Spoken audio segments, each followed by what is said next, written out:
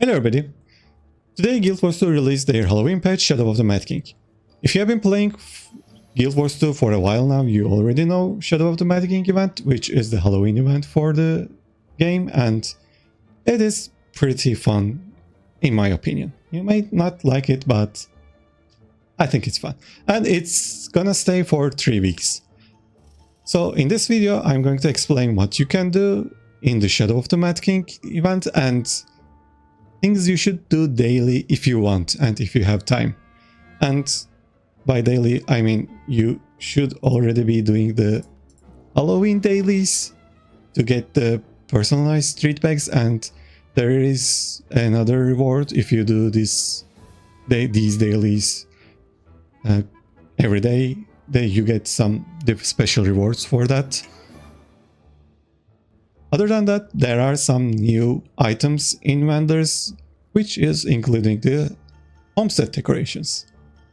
As you know, you could already get the homestead decorations from the Hooligans route before the Halloween event for pieces of candy corn, but they also added the NPC for that in the Lion's Arch if you want to buy them now. Since you can get the pieces of candies during Halloween easily, it should be no problem to get your decorations. And they added a fun little achievement for one of the home decorations, which I'll be mentioning in the video later on. Without further ado, let me explain what are the new additions to the Halloween, and after that I'll explain what you can do daily and what is in the Halloween annual achievements. And let's start. I'll be starting with the new additions to the Shadow of the Mad King event. So the first thing I want to mention is the achievements. We have a new annual achievement with the new reward Glowing Shadow Plate. Also, the first tier reward is a new reward for this event, and previous year's reward can be bought from vendors, which I'll be mentioning later on in this video. Other than that, we have a weekly festival achievement. Again, the candy core chest is located in this achievement. And we have another new weekly, which is ringing haunted door bells at homesteads or guild halls. So we have to ring these haunted bells to get the achievement. And this is pretty much it for the achievements. Like I said, now I'm going to talk about the vendor changes. I'm sorry, before I go on with the vendor changes, I want to mention a few more things. For example, there are some new additions to the Wizard Vault special section, which will go after 3 weeks.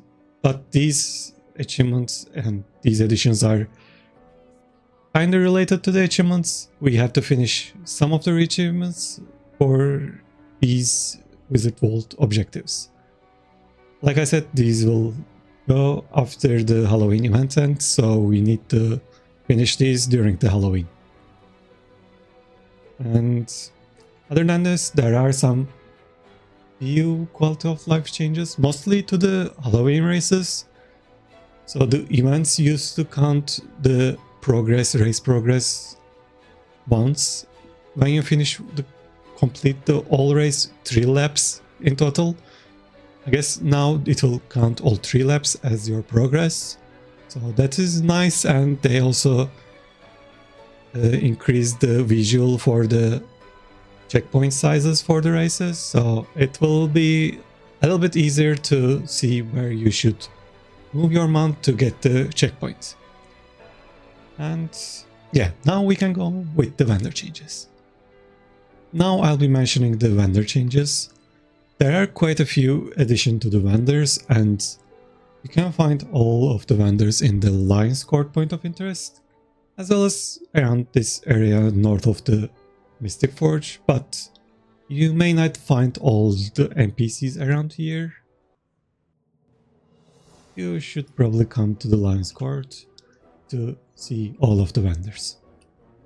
So one of the additions, as I mentioned before, is this previous year's annual achievement reward. You can also find the other annual achievement rewards here from way back when the Halloween event started. Also, there is another edition, the mini pummel spider. I'm gonna show the pummel spider. If you are arachnophobic, you should skip this part. So this is the new pummel spider. It kind of looks like a cryptis, in my opinion, but it is disgusting for sure. Yeah. And another edition is the Green Machine chest for the weekly vendor. So you can buy one of these every week. It used to be in another part of the achievement rewards, so I have a few of them. But now you can buy the Green Machine chest from the weekly vendor. Other than that, we have other previous years vendors around here. And I want to show the newest addition to the vendors for the Halloween. So, as you can see, people are buying the home decorations from this NPC. It is still located near the Lion's Court, I guess, but you can easily find this NPC if you run from the Mystic Forge. And as you can see, Mystic Forge is also changed during Halloween. So you can buy these recipes from this NPC, and if you miss the Halloween for some reason, you can always buy them from the script that is located in the Hooligan's Route. I guess there will be more additions for the script this year, and we have new 3 weapon skins that we can buy from this NPC. Shield, focus, and stuff. Yeah. These pretty much sums up the vendor changes, and I'll be starting the what you can do daily for Halloween and events that you can do anytime you want. So let's continue with those. So this Lunatic Inquisition is one of the things that you can do daily if you want, but I only do this one if it's on the daily itself. And yeah, other than this, there is one more PvP event that people usually just enter and stay AFK. I don't like that one because, like I said, people usually do that one for daily and they just stay AFK for the entirety of that event. So yeah, it's up to you. You can do it or you don't have to do it. Just try to enjoy while doing that one. By the way, I hide in the entrance because no one usually checks behind this mausoleum. Hunters start from this part of the map and scatter around. Yeah, this is the Lunatic Inquisition. And there is a Mad King size event located in the area where we can find the vendors. It's in the Lion's Court. So basically, Mad King will show up and we are going to follow his orders. And we just have to repeat the emote that Mad King says, if he says Mad King says.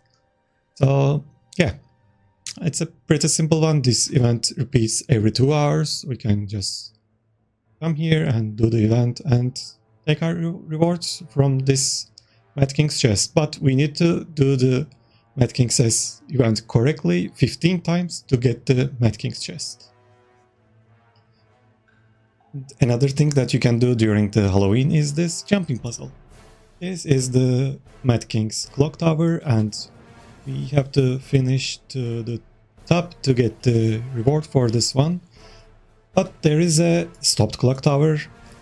In this one, this green mist follows us to the top, but in the stopped one, we just have to move slowly to the top to get the reward.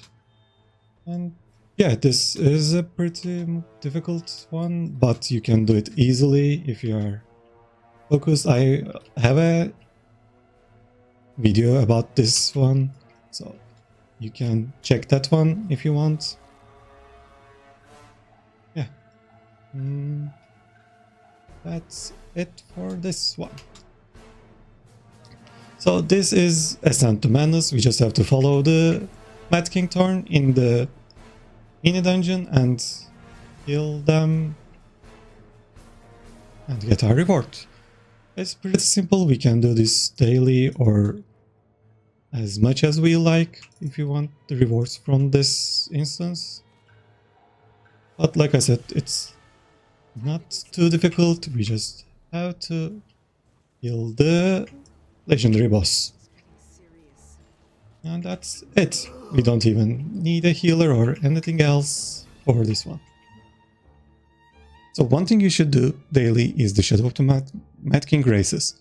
It is pretty simple. You just have to talk with the Lunatic Mode Master to come to this instance where these races located, like the Springer one, Roller Beetle one, and the Jackal one. There is one more in the Labyrinth, the Raptor one. You should also do that one as well. It is a bit tricky because there are mobs running around in the Labyrinth. But for the Raceway instance, you should easily get gold for Jackal, and the Springer one. You don't have to use Springer for the Springer one, for example. I'm using my Sky Scale to finish the Springer one. So these are pretty much it for the race events during the Shadow of the Mad King. I'll move on to the next one. And the final thing that you can do during the Shadow of the Mad King event is the Labyrinth. This is the Labyrinth. I like to play a healer class because it is easy to tag with healers than DPS. But I'm not going to go in too much of a detail for that one. So there are 3 types of doors. This is a boss door, and this is a mob door. This has up to 7, I guess, veterans that's spawning, and there is one more door which spawns a lot of mobs which give out tons of trick-or-treat bags. So some parties usually skip the boss doors because it takes a lot of time, but I guess they changed something in this event so you can get the trick-or-treat achievement from these. This one, yeah, this one. It used to count only champions. I guess it's now counting these legendary bosses as well. I always like to do the bosses even before that change, so it's up to you. But you should read the looking for group title before joining if you want to do all doors, or there are some doors there are some parties that skip the boss doors. And yeah, that is pretty much the Labyrinth. And as I said, there is the race event here. This is the Raptor one, if you want to do that one as well.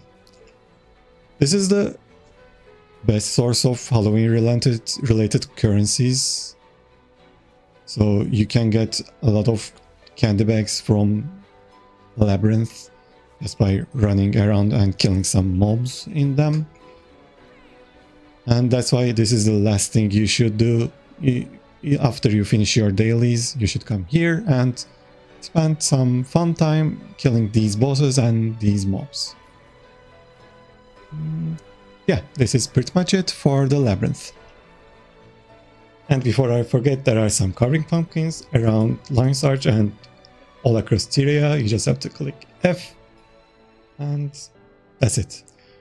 And with that, I'm going to wrap up this video. This is pretty much all of it, all the Mad King, Shadow of the Mad King events that you can do. Hope you enjoyed it. Hope you find this helpful. Please like and follow if you did. Thank you so much and have a nice Halloween. Goodbye.